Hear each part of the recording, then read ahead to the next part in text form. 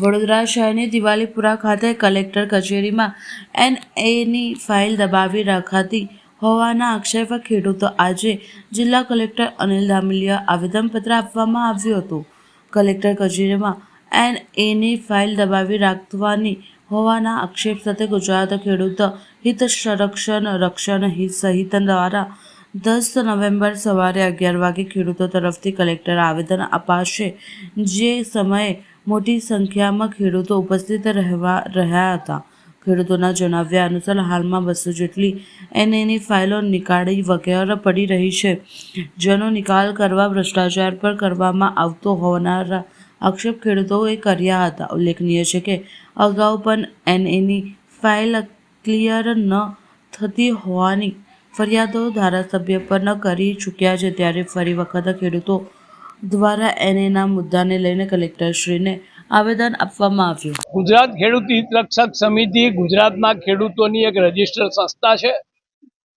અમારી પાસે એવી ફરિયાદો આવી કે છેલ્લા 3 મહિનાથી કલેક્ટર કચેરીમાં એનએની 200 જેટલી ફાઇલો ભેગી થઈ ગઈ છે।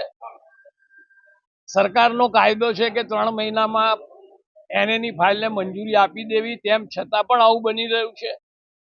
આ બધી માહિતી ભેગી કરીને આજે અમે કલેક્ટરશ્રીને આવેદનપત્ર આપ્યું છે અને અમારી જે 2-3 મુખ્ય માગણી છે એમાંની એક તો એ છે કે 3 મહિનામાં આ ફાઇલોનો નિકાલ થઈ જવો જોઈએ।